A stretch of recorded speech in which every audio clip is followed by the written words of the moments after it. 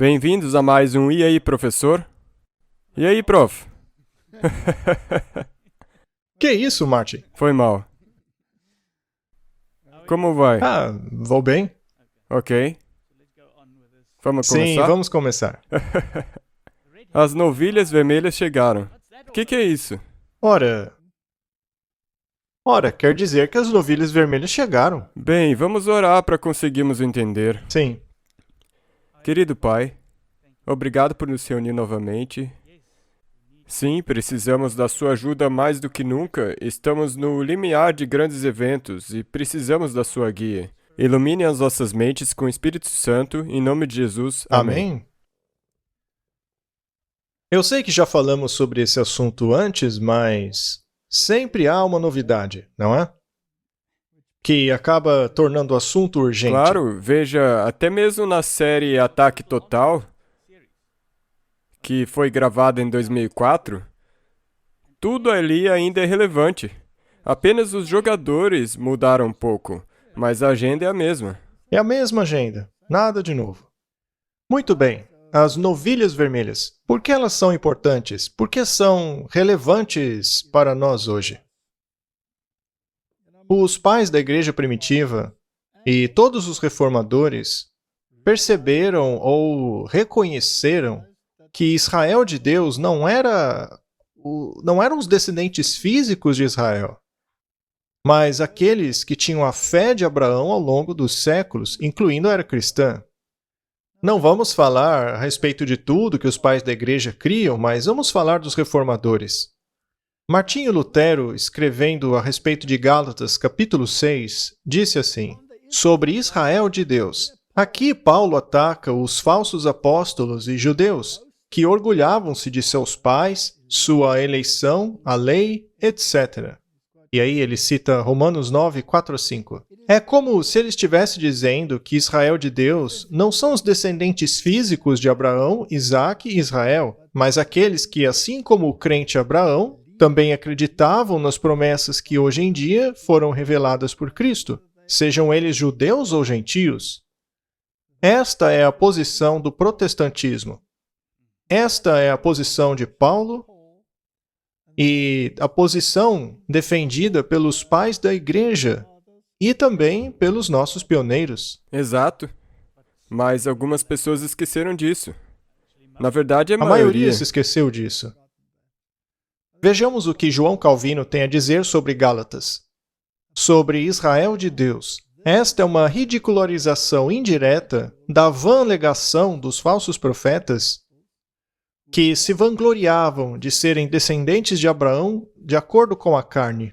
Existem duas classes que levam esse nome. Uma pretensa Israel, que parece ser assim diante dos homens, e a Israel de Deus. A circuncisão era um disfarce diante dos homens, mas a regeneração é uma verdade diante de Deus. Ou seja, ele chama de Israel de Deus aqueles a quem ele denominou como filhos de Abraão pela fé, fazendo citação de Gálatas 3, 29, e, portanto, isso inclui todos os crentes, sejam judeus ou gentios, que foram unidos em uma igreja. Essa é a posição da Reforma. E essa também é a posição bíblica. Por que então o mundo evangélico a rejeita? Porque elas engoliram a pílula dos jesuítas? Seria a pílula vermelha? Provavelmente. Muito bem, vamos dar uma olhada em Grattan Guinness. Ele foi um teólogo da Igreja da Inglaterra. Ele escreveu Romanismo e a Reforma e falou a respeito do templo de Deus. Ele diz assim, observe o espaço ocupado pelo homem do pecado, o templo, ou casa de Deus. Este não é e não pode ser um templo judeu. Ele é bastante enfático. É, bem claro. Paulo, que usa essa expressão aqui para retratar o romanismo, a utiliza tanto em Coríntios e Efésios como referência à igreja cristã.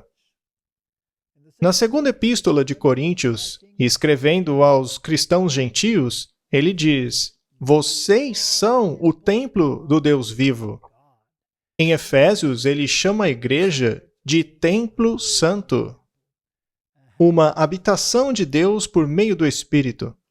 A Paulo, enfaticamente, o templo de Deus era a igreja de Cristo. Eles mesmos já haviam percebido isso. Este é o templo no qual ele viu o homem do pecado assentar-se. Não se trata de uma pessoa em um templo de pedra, mas um poder dentro da igreja cristã. Não é bem claro? É bem direto, fácil de entender e também exatamente o que a Bíblia diz. É uma afirmação bíblica. Agora vamos ver o que diz o Espírito de profecia. O Antigo e o Novo Testamento são inseparáveis, pois ambos são os ensinos de Cristo. A doutrina dos judeus, que aceitavam apenas o Antigo Testamento, não leva à salvação, uma vez que rejeitam o Salvador, cuja vida e ministério foi o cumprimento da lei e dos profetas. A doutrina daqueles que descartam o Antigo Testamento não leva à salvação, porque ela rejeita o direto testemunho de Cristo. Os céticos começam rejeitando o Antigo Testamento, e então dão um passo adiante e começam a negar a validade do Novo, e assim ambos são rejeitados. É incrível o quão antigo é isso e ainda está acontecendo. É um truque bem velho. Por que mudar se ele funciona? É o que diz o diabo. Exato, ele não vem com coisas novas. Ele apenas repete as coisas porque as pessoas já esqueceram de como que aconteceu no passado. Nós já estabelecemos, então, que, segundo os reformadores, o templo é a igreja. E também que o evangelho é uma coisa integral. Não dá para separá-lo em pedaços. Não dá para segregá-lo.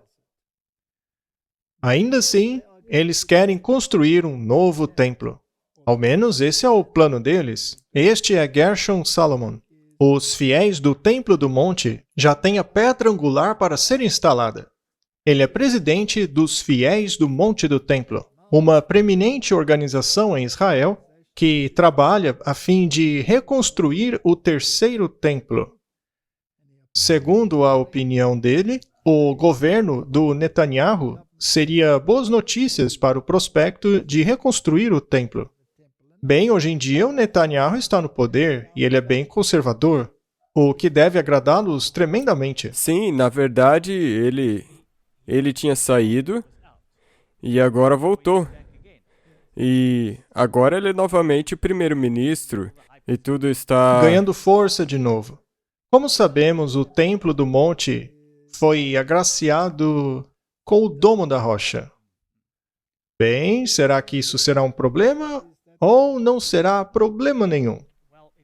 Bem, é um problema atualmente, mas com tudo que está acontecendo, no futuro não será mais um problema. Não será mais um problema. Mas será que o domo atrapalharia? Será que não atrapalharia? Ou será que poderiam fazer edifícios semelhantes, como esse novo templo da casa abrâmica? Sim, isso provavelmente vai acontecer. Certo. Temos aqui o ensino da dispensação. Segundo este ensino, os cristãos têm um interesse em Jerusalém e Israel. Vamos deixar bem claro aqui. A nação moderna de Israel é uma construção maçônica. Sim. Não é uma construção bíblica, mas uma construção maçônica. Na verdade, é um engano, porque eles pegam aquele verso bíblico que diz que Israel se reunirá a partir de todas as nações e tornam esse verso literal. Tornam ele literal. Mas quem deseja que seja assim? E qual é a agenda por trás? Temos que entender o que a Bíblia tem a dizer. Do contrário, as pessoas serão enganadas? Sim, e os olhos de todos focarão nisso. Muito bem, vejamos o que os dispensacionalistas têm a dizer. Os cristãos de todo o mundo são afetados pelos eventos de Israel. Mas como? Para começar, eles procuram por sinais que apontam para a segunda vinda de Cristo. Talvez um dos sinais mais significativos que eles procuram é a reconstrução do Santo Templo no Monte Moriá, ou o Terceiro Templo, e a reinstituição dos sacrifícios do Antigo Testamento. Isso seria seguido, profeticamente, pelo aparecimento do homem do pecado, o Anticristo, no templo para fechá-lo novamente, para acabar com as orações e sacrifícios. Isso é chamado de abominação desoladora, ou a abominação da desolação. E aí ele menciona Daniel e outros livros. Eu só queria deixar claro que isso daí não é a interpretação correta. Não vai acontecer assim. A gente só leu o que o Gratan Guinness tinha a dizer. E, segundo ele, o templo não é um templo de pedra. E o anticristo não é um homem que vai se assentar dentro de um templo feito de pedra, mas ele é um poder se assentando dentro da igreja cristã, que é identificado como o papado romano. E é isso aí. Isso aí é uma teologia totalmente nova. Então, nós temos que reiterar de onde ela veio. Ela foi elaborada pelos jesuítas. Como sempre, tudo que é apóstata nesse mundo parece ter saído dos jesuítas. Segundo Lewis Schaeffer, os dispensacionalistas acreditam no seguinte: os dispensacionalistas acreditam que ao longo das eras, Deus está atrás de dois objetivos distintos. Um tem que ver com a terra, pessoas e objetivos terrenos envolvidos, enquanto o outro está relacionado ao céu, com pessoas celestiais e objetivos celestiais envolvidos. Para eles, Deus tem dois planos. Isso é ridículo, porque em nenhum lugar da Bíblia você vê que Deus tem dois planos.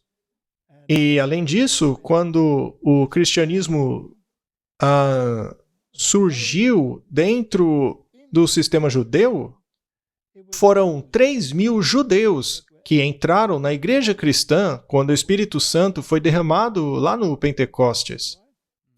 Então foi um movimento judaico. E por 3 anos e meio ele permaneceu judaico, que depois se expandiu aos gentios após o apedrejamento de Estevão. Então a semente espiritual de Israel veio primeiro dos filhos perdidos de Israel e depois dos gentios. Nasceu daí, não é? Correto? O Wright declara o seguinte: a igreja não está cumprindo de forma alguma as promessas de Israel. A igreja não faz parte dos planos de Deus para Israel, mas é uma intercalação. Em outras palavras, são duas coisas diferentes. Uma coisa são os judeus, a outra coisa são os cristãos.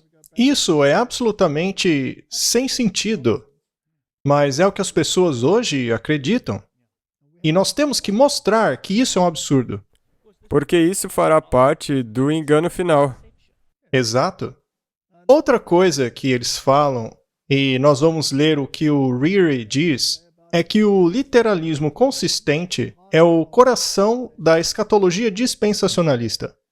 Isso significa que devemos ler o Antigo Testamento literalmente por si só, sem o Novo Testamento como seu expositor.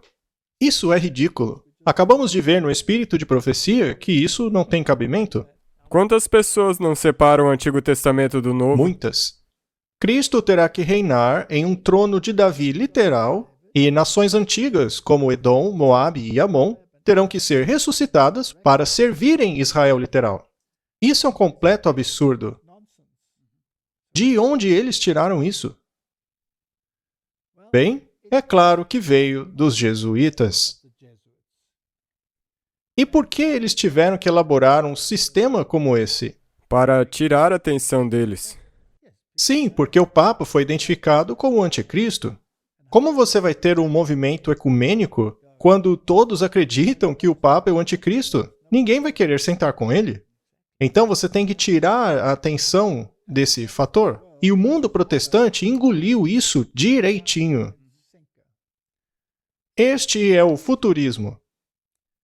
Francisco Ribeira foi um jesuíta doutor em teologia, nascido na Espanha, que começou a escrever um longo comentário em 1585, e aliás, essa foi uma resposta ao problema do protestantismo, a respeito do livro de Apocalipse, intitulado Sacrum Beati Loanis Apostoli, e mais algumas palavras complicadas que eu não vou mencionar. O livro foi publicado em 1590. Isso então foi expandido por outro jesuíta, o cardeal Robert Bellarmine, um dos apologistas jesuítas mais bem conhecidos. Foi publicado entre 1581 e 1593, intitulado esse monte de palavras complicadas aqui. Contra os hereges de seu tempo, no qual ele negava o princípio dia-ano usado nas profecias e adiava o reino do anticristo para um período futuro de literais 3 anos e meio. Neste caso, eles estão esperando que venha um indivíduo que vai se assentar em um templo literal. Tudo aí é literal. Então, o templo espiritual da Bíblia torna-se um templo físico. Só que para se ter um templo literal, você precisa ter uma nação de Israel. E para se ter uma nação de Israel, você precisa criá-la, já que até então ela não existia. Porque Deus disse que não haveria. Sua casa será deixada desolada. Então entraram em cena os jesuítas controlando a maçonaria, com o seu sistema bancário controlado pelos Rothschilds e os Rockefellers, e assim criaram a nação moderna de Israel. E as pessoas caíram direitinho nesse engano. Hoje, ao invés de olharem para o que o anticristo está fazendo lá em Roma, no que está falando de sua pequena janela, todos os olhos estão voltados para Jerusalém, esperando a chegada fictícia de um indivíduo. É o que está acontecendo. Isso não faz sentido. Agora, a questão do anticristo, que já havia sido levantada por Paulo e levantada por João, e também levantada pelo próprio Jesus em seu tempo, hoje tornou-se uma questão para o futuro da igreja cristã. O anticristo não está aqui agora. Ele é irrelevante para o cristianismo hoje. Jogue o livro de Apocalipse no lixo. Foi só para os judeus e eles terão uma segunda chance. E eles reinarão sobre os edomitas e outros que nem existem mais. Muito bem. Naturalmente, as duas religiões precisam se unir, e é aí que entra a liturgia, da qual já falamos aqui. Líderes judeus encontram o Papa Francisco para comemorar o decreto para repudiar a ideia de que os judeus mataram Jesus. Eles haviam sido absolvidos pelo Papa Bento. Ele tirou toda a culpa deles. Os judeus não fizeram nada com Jesus. Afinal, foram os romanos que o crucificaram. Mas a mando de quem? sim, e o que ele fez em relação àquela parte na qual os judeus falaram que o seu sangue esteja sobre nós? Não, tudo isso é passado agora. Porque hoje precisamos do ecumenismo. Vamos começar com as religiões abrâmicas e o acordo abrâmico, e depois deixaremos os protestantes aos movimentos ecumênicos para cuidar deles ali. Em sua declaração, os rabis também chamaram a igreja a unirem-se a eles no combate contra a nova geração do barbarismo. Em outras palavras, as ramificações radicais do Islã, que colocam a sociedade global em perigo, não poupando nem mesmo os muçulmanos moderados. Quando dois inimigos antigos passam a ter um inimigo em comum, eles se tornam amigos. O Islã radical é o inimigo da vez. Não o Islã, é o Islã radical. O Islã radical põe em perigo a paz do mundo em geral, e especialmente as comunidades cristãs e judaicas. Nós chamamos todas as pessoas de boa vontade a unir forças para lutar contra esse mal. Eu conheço um mal ainda pior que esse, Martin. A rejeição de Jesus Cristo. Esse é o maior mal que já foi perpetrado. E eles são especialistas nisso. Exatamente. Eles querem união e paz, e para isso ele tem que ser tirado de cena, Jesus. E para isso, obviamente, o Papa tem que passar uma impressão de que ele e o judaísmo estão em harmonia. Também precisa criar a impressão de que o Islã moderado também está alinhado. E assim poderemos todos alegremente rejeitar Jesus, criando um sistema religioso chamado Acordo Abrâmico. E assim viveremos felizes para sempre em um milênio de paz, não é mesmo? Sim. E agora que as coisas com Israel foram acertadas, tendo sido declarado que os judeus não fizeram absolutamente nada com Jesus, vamos conversar e fazer as pazes com o Islã. O Papa Francisco chegou ao Emirados Árabes Unidos. É a primeira vez que o Papa viaja ao reino muçulmano. Durante a sua visita de 2 dias, o Papa deve encontrar-se com líderes muçulmanos e fazer uma missa a céu aberto. Essa visita histórica pretende trazer a paz, colocando um fim nas tensões entre cristãos e muçulmanos.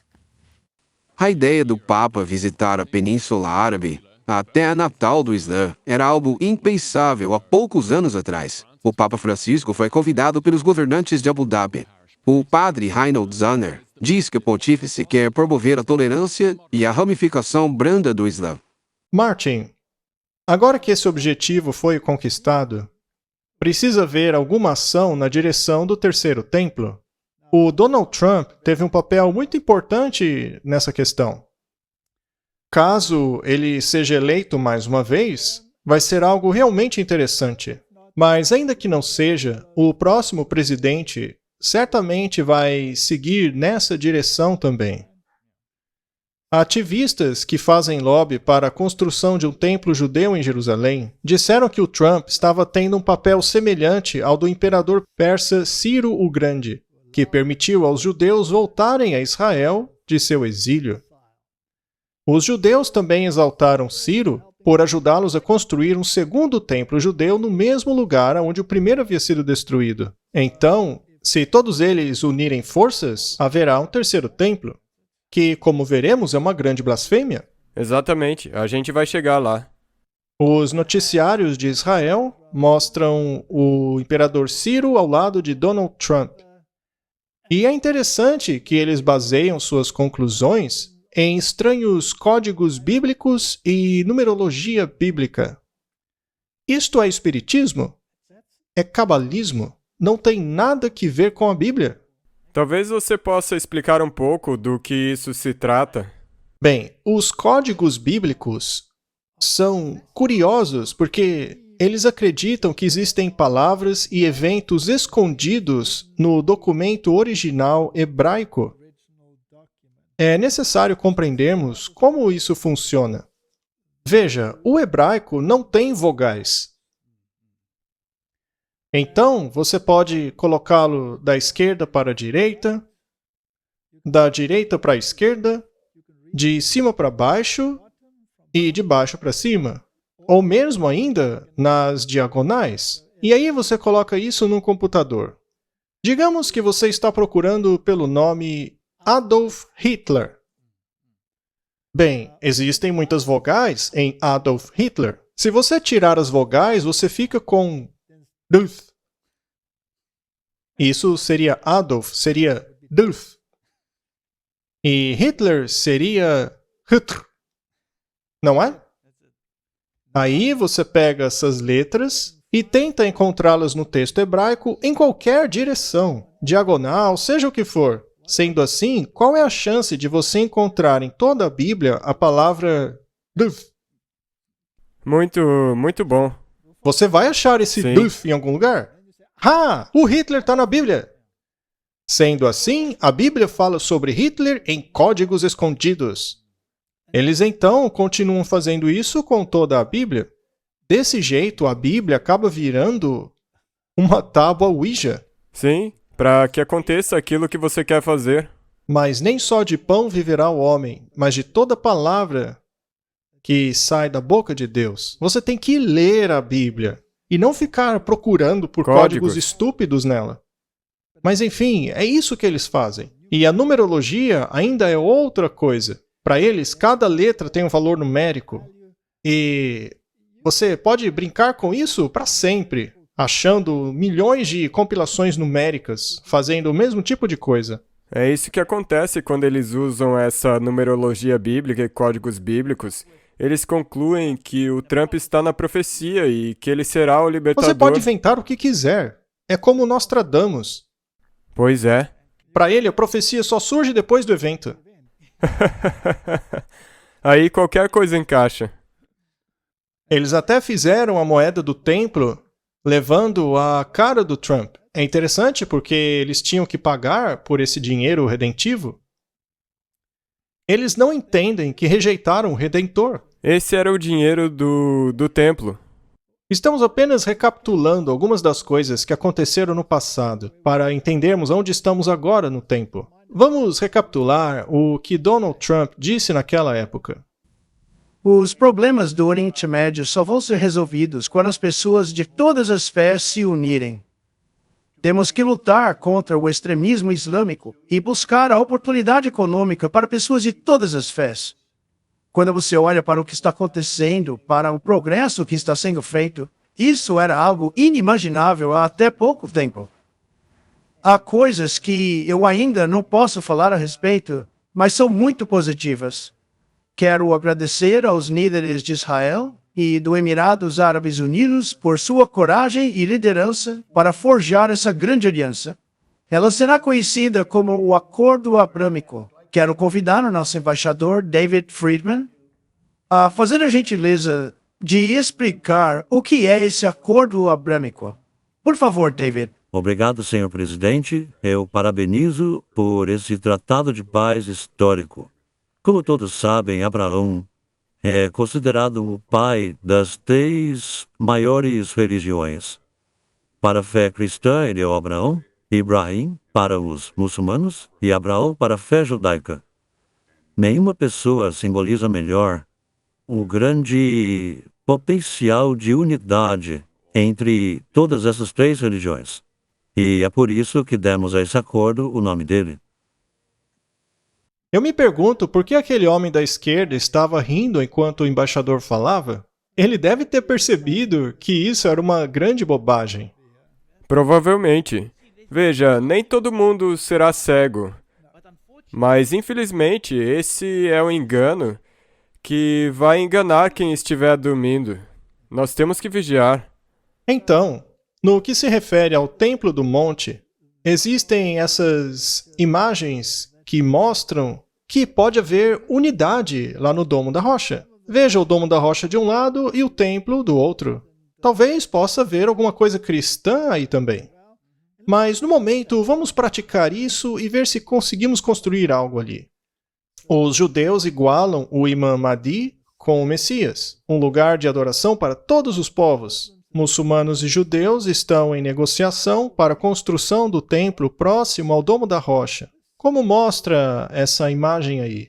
Talvez seja isso mesmo que eles estejam planejando. Apesar de ter ideias diferentes, eles podem estar em união. Enquanto isso, Martin, eles construíram a Casa Abrâmica. Na verdade, logo no início, quando começamos esse programa há 3 anos atrás, nós fizemos um episódio no qual explicamos que isso estava para acontecer. E eles construíram. E está aí. Muito bem, vamos dar uma olhada nisso.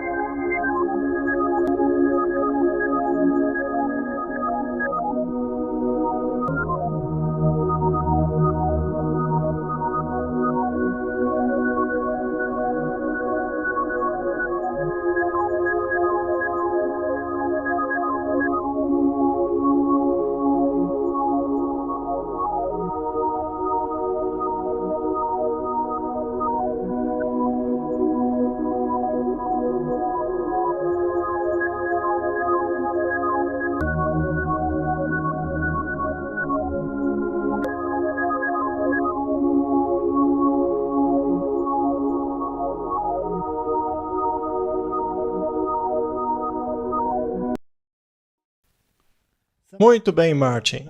Lá eles construíram a Casa Abrâmica, e nela há 3 religiões. A primeira é chamada de Igreja de São Francisco, que naturalmente é uma referência a Francisco de Assis e, é claro, engloba a mudança climática. Exato. Pois essa é a questão. E é claro, o Papa atual é o Francisco, Sim, que adotou esse nome por causa de Francisco de Assis. correto? E o interessante é que o catolicismo, que está representado ali naquele prédio, rejeita a expiação. E, portanto, é uma religião sem Cristo, mascarada de cristianismo. Porque se você não aceita que você foi salvo pelo sangue do Cordeiro, mas por suas obras, isso então não é cristianismo, é paganismo. É isso aí. E então você tem os judeus, Aham. a sinagoga judaica, que também rejeitam Jesus como Messias.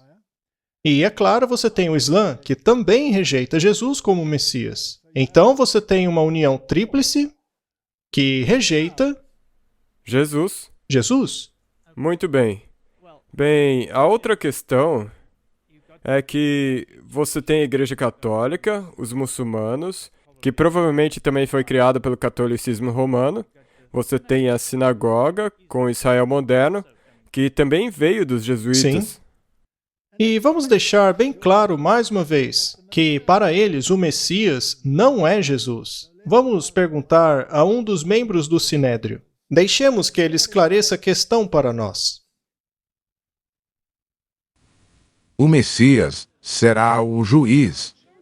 O Messias, ele será o juiz não pelo que ele vê ou pelo que ouve, mas pelo que ele cheira.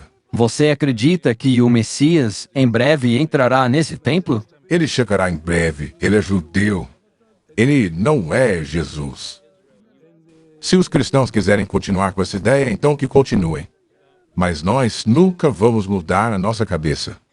A gente prefere voltar para Auschwitz do que mudar nossa religião. Nós somos judeus leais. Mas o que acontece se os cristãos rejeitarem esse futuro Messias? Olha, veja só. Eu não sei. Eu não sou o Messias. Segundo esse rabi, o Messias não é Jesus. Se os cristãos querem acreditar nisso, é problema deles. Mas o Messias não é Jesus. E eles preferem ir para Auschwitz do que aceitar isso. Eu espero, de verdade, que isso não acabe acontecendo de uma outra forma. Porque em breve eles terão que prestar contas por terem rejeitado Jesus pela segunda vez. Pela segunda vez. Então, Martin, fica bastante claro que Jesus não faz parte da equação. E se a verdade que está em Jesus não faz parte da equação, então ela está fora da verdade. Sim, e não podemos ter nada que ver com isso. Não podemos nos envolver com isso. É um engano total. Trata-se de um engano elaborado por jesuítas. É uma ideia que deve ser totalmente rejeitada por qualquer pessoa que tenha uma base bíblica. Vamos dar uma olhada, então, na base bíblica. Na Bíblia, você tem um ensino muito importante que trabalha em muitos níveis. É a questão do tipo e do antítipo. Vamos ao livro Companion to the Bible, de Barrows, para acharmos uma definição do que é tipo e antítipo. Um tipo é um símbolo apontado por Deus para adumbrar algo maior no futuro, que por sua vez é chamado de antítipo. Algumas pessoas devem estar perguntando o que é adumbrar. Eu mesmo não sei. Então vamos descobrir. Adumbrar significa representar, fazer sombra a um evento futuro. Portanto, um tipo é uma coisa que representa algo do futuro. O melhor exemplo disso é o cordeiro. O cordeiro representa o cordeiro antitípico, aquele que tirou o pecado do mundo, ou seja, Jesus Cristo. Então, o antítipo é sempre maior do que o tipo. O primeiro é um modelo, ou seja, uma representação de algo que virá no futuro. Isso é algo muito importante. Uma vez que você começa a entender e aplicar isso, você não vai mais ser enganado pelo caminho perigoso do literalismo, como fazem os dispensacionalistas. Porque daí você destrói o antitipo. Correto? No que se refere ao templo, tudo que havia ali no templo era uma representação, ou seja, um tipo de uma realidade maior. Jesus disse: alguém maior do que o templo está aqui. Então, ele também era o antítipo do próprio templo. E o candelabro, por exemplo, era um tipo pois Jesus é a luz do mundo. Tudo ali era uma tipologia. O problema é que hoje eles pegam a tipologia e a tornam literal. A Arca da Aliança, por exemplo, a Arca da Aliança é exatamente o que ela diz. É uma aliança, mas há muitos tipos atrelados a ela. O propiciatório, por exemplo, que ficava no topo da arca, te protegia da condenação do Senhor e era feita de ouro puro. Que representa Jesus. Representa Jesus, que o protege da condenação do Senhor por ter tomado a condenação sobre si mesmo. Também representa o trono de Deus. É o trono de sua autoridade. Veja os anjos olhando para baixo, em respeito, em admiração para a arca. Há muito simbolismo e tipologia em todos os itens ali do templo.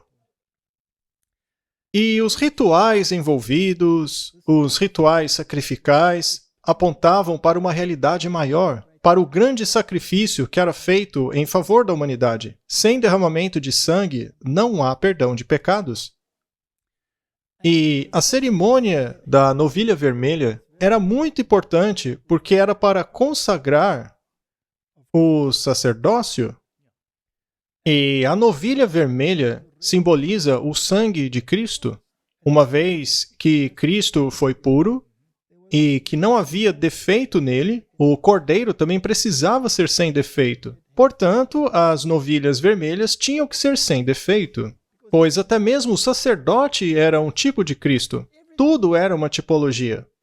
Muito bem. Aqui nós temos uma interessante notícia de 22 de maio de 2023. Segundo a CBN, a cerimônia das novilhas vermelhas provavelmente pode acontecer em um futuro próximo, porque eles finalmente conseguiram obter uma raça pura de novilhas vermelhas, que foram levadas para Israel para esse evento. Então, algo pode acontecer em breve. Pois é. E de repente eles começaram a dar uma data. Exato, porque as novilhas vermelhas tinham que ter 3 anos. E isso é muito interessante, já que o ministério de Jesus durou 3 anos e meio. As novilhas tinham que ter 3 anos. A tipologia é imensa. E uma vez que os judeus reinaugurarem o sacerdócio oficialmente, também significa que estão rejeitando o sacerdócio de Cristo. Não foi o que ele disse? Exatamente. Ou seja, isso é baseado em um engano. E este homem, o repórter da CBN News, fica até mesmo confuso e levanta algumas questões muito importantes. Então vamos ouvir. Vamos escutar. 9 sacerdotes judeus, um pedaço de terra do Monte das Olivenas e 5 novilhas vermelhas. Todos esses elementos foram reunidos para aquilo que os judeus e gentios acreditam ser a chave para construir o terceiro templo judeu. Alguns creem que isso é o sinal da vinda do Messias.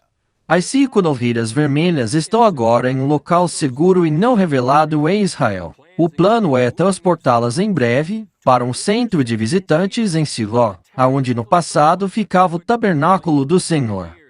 O livro de Números explica que as cinzas da novilha vermelha eram utilizadas para purificar os sacerdotes para o seu serviço no templo. Para replicar esta cerimônia, as novilhas precisam ter pelo menos 3 anos de idade. Até lá, elas não podem adquirir nenhum defeito, pois isso as desqualificaria para a cerimônia, mesmo que seja o pelo de outra cor. De acordo com aqueles trabalhando no projeto, a cerimônia da novilha vermelha tem que ser feita no Monte das Oliveiras, num lugar que aponte diretamente para onde estaria o templo. A terra em que estou agora foi comprada 12 anos atrás e é perfeita para isso. Nós temos o sacerdote, temos a novilha vermelha, temos a terra, temos tudo pronto. Temos que esperar apenas 1 ano e meio. Byron Stinson faz parte de um grupo dedicado a construir a Israel bíblica e trabalha junto ao Rabi Mamon para ajudar a encontrar as novilhas vermelhas nos Estados Unidos. Seria a primeira vez em 2000 anos que isso aconteceria. O esforço no sentido de um templo judaico começou quando o povo judeu passou a retornar à terra prometida a partir dos 4 cantos do mundo, resultando assim na nação de Israel. Eles dizem que pretendem convidar a todos para a cerimônia da novilha vermelha, que deve acontecer na Páscoa de 2024. Cabem muitas interpretações aí, mas devemos manter em mente as palavras do profeta Jeremias, quando ele disse que a Arca da Aliança sequer seria lembrada. Como então se pode ter um terceiro templo sem a Arca da Aliança? Não havia uma nem no segundo templo na época de Herodes. Mas a questão é, precisamos de uma arca para estabelecer nesse terceiro templo? E além disso, temos as palavras de Estevão, quando foi apedrejado, dizendo: Deus não habita em templos feitos por mãos. Ele habita em você e eu. Ainda assim, as pessoas continuam divergindo de opinião. Muitos creem que é necessário um terceiro templo para que o Messias finalmente venha a esse mundo.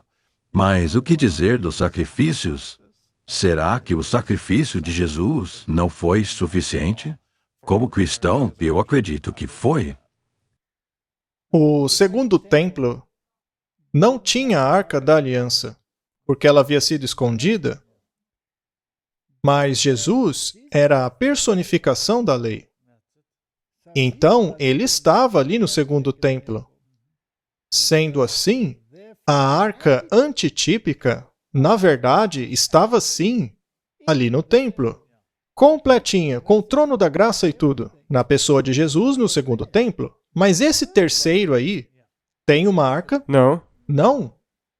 No primeiro templo, a arca era o tipo. No segundo, estava como o antítipo, Jesus. Mas esse terceiro templo não tem nada. Sim.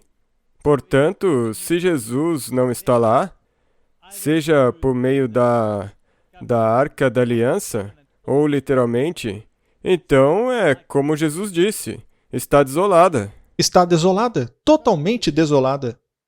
Muito bem, Martin. Vamos ver isso sob uma perspectiva bíblica.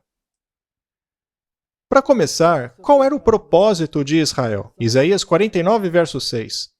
E ele disse: Pouco é que sejas o meu servo para restaurares as tribos de Jacó e tornares a trazer os preservados de Israel.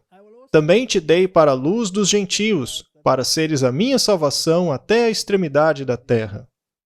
Eles cumpriram o seu papel? Não, infelizmente não. Não, eles se fecharam, dizendo que a salvação era só para eles e que o resto estava perdido. Há algumas nações que pensam mais ou menos assim. Sim. João 3, verso 18. Quem crer nele não está condenado, mas aquele que não crê já está condenado, porque não crê no nome do unigênito Filho de Deus. Eles não acabaram de admitir que não creem? Isso não os condena como nação, não como indivíduos, pois todos têm acesso ao reino de Deus. Mas o único acesso para esse reino é Jesus. E eles o rejeitam. Eles o rejeitaram da primeira vez e ainda o rejeitam. Ou seja, o templo deles, que estão planejando construir, e todas as novilhas vermelhas, tudo que estão planejando, não passa de um engano. Mateus 23, 37. Jerusalém, Jerusalém, que matas os profetas e apedrejas os que te são enviados. Quantas vezes quis eu ajuntar os teus filhos, como a galinha junta os teus pintos debaixo das asas, mas tu não quiseste. Será que eles mudaram? Não. Eis que a vossa casa ficará desolada. O que isso significa? Significa que ela não será ocupada novamente. Acabou. Acabou. Já era. Sim. Faz algum sentido construir um terceiro templo? É um grande engano. Muito bem, vamos dar uma olhada lá em Lucas, capítulo 13. Eis que a vossa casa ficará desolada. E em verdade vos digo que não me vereis até que venha o tempo em que digais: bendito aquele que vem em nome do Senhor. Ou seja, até a segunda vinda. Não com alguém andando nessa terra e se assentando no templo. Não. E como eles mesmos admitiram, não estão esperando Jesus, mas uma outra pessoa qualquer, não Jesus. Bem, Jesus previu a destruição de Jerusalém em Mateus 24. E quando Jesus ia saindo do templo, aproximaram-se dele os seus discípulos para lhe mostrarem a estrutura do templo. E Jesus disse a eles: Não vedes tudo isso? Em verdade vos digo que não ficará aqui pedra sobre pedra que não seja derrubada. Martin, isso é uma declaração enfática? Com certeza, sem dúvida. Mas fica a pergunta, por quê? Vamos respondê-la, lá em Lucas 19:44. E te derrubarão, a ti e aos teus filhos, que dentro de ti estiverem, e não deixarão em ti pedra sobre pedra. Mas por quê? Porque não conheceste o tempo da tua visitação. Por quê? Porque não conheceram o tempo da sua visitação. Que visitação? Quando Jesus veio à Terra, Exato, eles não o reconheceram. eles o rejeitaram. Eles o rejeitaram mesmo. É por isso que a casa foi deixada desolada. E enquanto continuarem a rejeitá-lo, a casa continuará desolada. Mas o que é essa casa? Vamos para Marcos 1, verso 15. E dizendo, o tempo está cumprido e o reino de Deus está próximo. Arrependei-vos e creiam no Evangelho. Ao invés de um templo de pedra, havia chegado o tempo para o estabelecimento do reino de Deus. O reino de Deus. Quando começou, Começou bem ali, no início. O tempo está cumprido. E desde então, eles estão empregando força, de acordo com Lucas 16. A lei e os profetas duraram até João. Ele se refere a João Batista. Desde então é anunciado o reino de Deus e todo homem emprega força para entrar nele. mas não devemos nos confundir pensando que não devemos aderir à lei porque ela só teria ido até João. Não. E eles profetizaram que ele viria e ele já veio. O Messias já veio. E na verdade, ele veio para estabelecer a lei e os profetas. E o reino, que é baseado na lei e nos profetas. E todos empregam força. Desde aquele tempo, qualquer um que queira fazer parte do reino tem que entrar nele da maneira correta. E se você quer saber qual é a maneira correta, leiam O Peregrino, de John Bunyan, e então compreenderão que a maneira correta é a justiça de Cristo. Sim, o propiciatório. Marcos 9, verso 1. Dizia-lhes também, em verdade vos digo, que dos que aqui estão, alguns há que não provarão a morte sem que vejam chegado o reino de Deus com poder. Isso ocorreu na demonstração lá do Monte da Transfiguração. Nessa ocasião, a lei e os profetas, Moisés e Elias, lado a lado, culminaria nesse reino.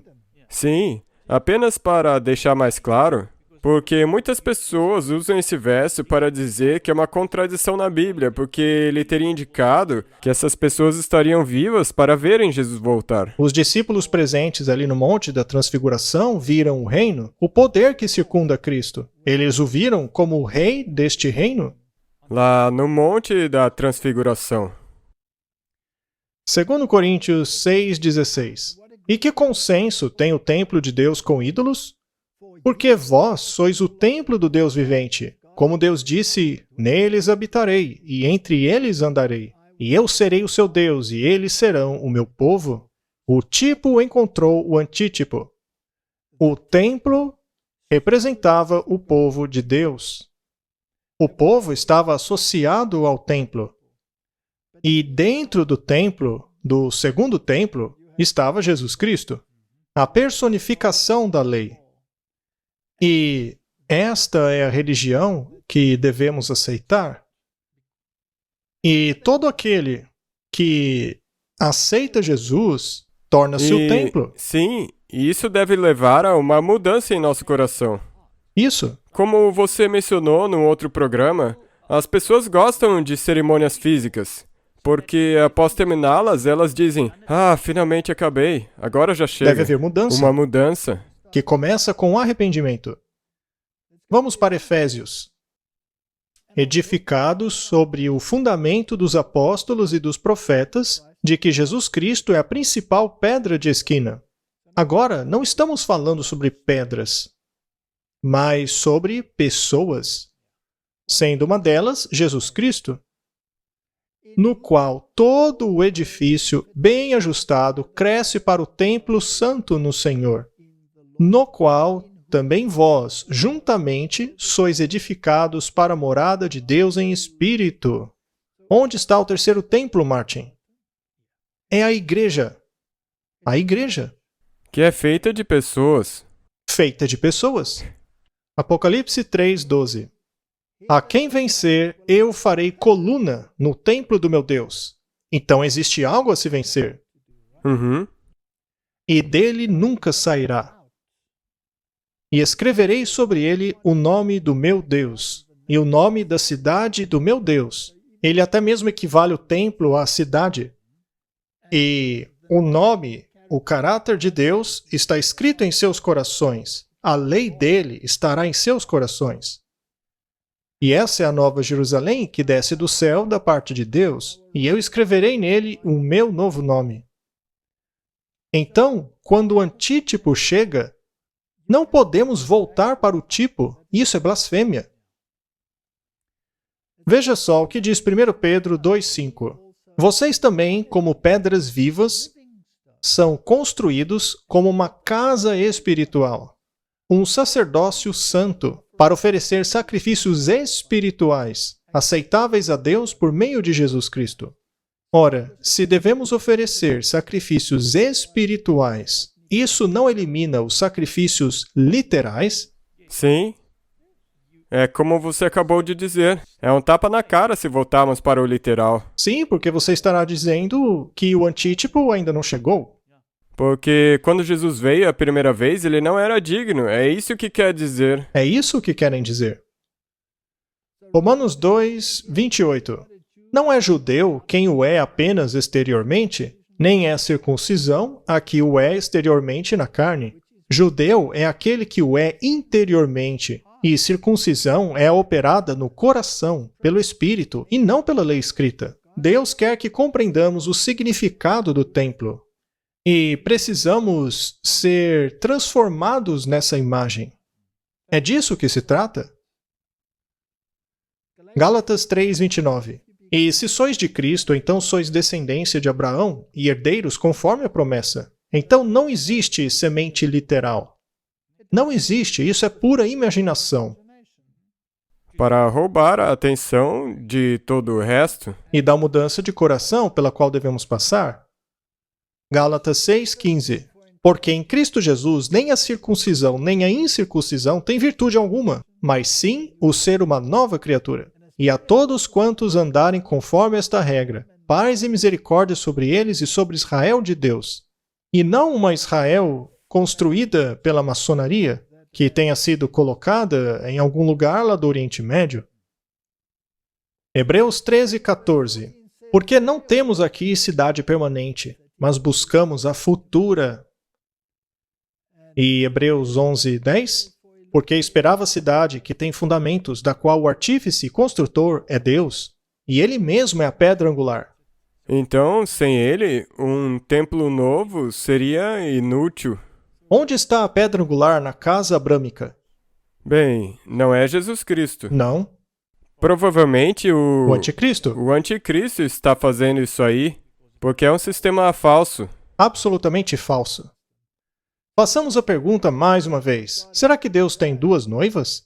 Isaías 2:19. E desposar-te-ei comigo para sempre. Desposar-te-ei comigo em justiça, em juízo, em benignidade e em misericórdia. Aqui Deus está falando ao seu povo ao longo dos séculos. 2 Coríntios 11:2. O zelo que tenho por vocês é um zelo que vem de Deus. Eu os prometi a um único marido, Cristo, querendo apresentá-los a ele como uma virgem pura. Deus não tem duas noivas. Não pode ser assim. Não pode ter um grupo aqui e o outro ser arrebatado, que por sua vez estarão no céu, e os judeus aqui na terra. Isso é uma religião falsa. Mas a Escritura encerrou tudo debaixo do pecado, para que a promessa pela fé em Jesus Cristo fosse dada aos crentes. Se Cristo não é parte da equação, não existe promessa. 2 Coríntios 1:20. Porque todas quantas promessas há de Deus, são nele sim, e por ele o amém, para a glória de Deus por nós. Sem Jesus, sem promessas. Gálatas 4:7. Assim já não é mais servo, mas filho, e se ele é filho, é também herdeiro de Deus por Cristo. Quem quer ser um herdeiro do reino, precisa estar em Cristo. Não há outra forma. Não há outra forma. E se a glória de Deus deixou o templo, logo esta casa ficou desolada. Não sabeis que sois o templo de Deus e que o Espírito de Deus habita em vós? A Bíblia é muito clara. E é lindo, porque no templo pequeno, Deus não está lá. Até mesmo o comentarista reconheceu isso. O que eles estão fazendo? Perguntou ele. E onde ele está agora? Aqui dentro. Vamos ler esta citação em Dons Espirituais. O sangue de Cristo e seus discípulos, a quem mataram, estava sobre eles, e foram visitados por um terrível juízo. A maldição de Deus os seguiu e se tornaram provérbio e escárnio para pagãos e cristãos. Foram expulsos, degradados, detestados, como se a marca de Caim estivesse sobre eles. Ainda assim, eu vi que Deus maravilhosamente preservou o seu povo e os espalhou sobre o mundo, para que este visse que eles foram visitados pela maldição de Deus. Isso é duro, hein? Significa que estão lá como um exemplo. Vi que Deus abandonou os judeus como uma nação. Ainda assim, houve uma parte deles que foram capazes de rasgar o véu em seus corações. Alguns ainda verão que a profecia se cumpriu neles e receberão Jesus como o Salvador do mundo, e verão o grande pecado de sua nação ao rejeitar Jesus e crucificá-lo. Indivíduos entre os judeus serão convertidos, mas como uma nação foram abandonados por Deus para sempre. Isso é muito sério, Martin. O que é que isso nos diz sobre essa nação que existe aí hoje? Nos diz que não é uma nação de Deus, mas uma nação sob outro poder. E isso os põe alinhados ao restante do mundo, já que todo mundo está debaixo desse outro poder. Ainda assim, existe um reino, do qual você pode fazer parte. Só que para entrar nele, só existe um caminho. Exatamente. Há uma exigência. Se por acaso você pôr Jesus de lado, em qualquer coisa,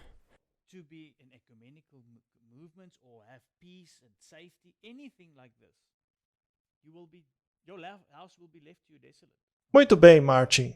Isso resume esse assunto. As novilhas vermelhas chegaram, 5 delas. Uma delas provavelmente se qualificará. Eles querem inaugurar o sacerdócio. Eles dizem que isso deve acontecer provavelmente em 2024. E quando de fato fizerem isso, será o primeiro passo para a construção do templo. E assim cumprirão uma falsa profecia, inventada pelas mentes dos jesuítas. Essa data é interessante. Os animais estão lá. Talvez comecem em 2024. Eles não podem esperar muito. Do contrário, a novilha vermelha vai ser uma novilha grisalha, e aí não poderão utilizá-la. Sendo assim, será que é seguro afirmar da rejeição final a Jesus Cristo por parte desse mundo? Mais uma vez, para ser mais claro. E infelizmente isso está aliado a um engano. Para muitas pessoas pode parecer que é a coisa certa. Vai parecer que é a coisa certa a se fazer, mas na verdade é a última rejeição pública de Jesus Cristo como o Salvador do mundo. Que Deus nos ajude. Leiam suas Bíblias, vejam quem realmente é o templo e permaneça observando as coisas. Apenas assista tudo como se fosse um filme.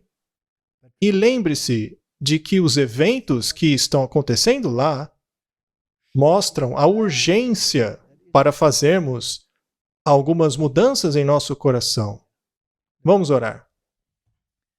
Querido Pai, o mundo está vivendo uma mentira. Tudo ao nosso redor é uma mentira. Já falamos sobre isso aqui. A verdade deve ser encontrada no meio de toda essa mentira. Tu és o caminho, a verdade e a vida. Ninguém vai ao Pai senão por ti. A tua lei é a verdade. Tua palavra é a verdade. Ajuda-nos a apegar-nos a ti para não sermos arrastados por toda essa mentira. Em nome do Senhor Jesus, amém. Amém.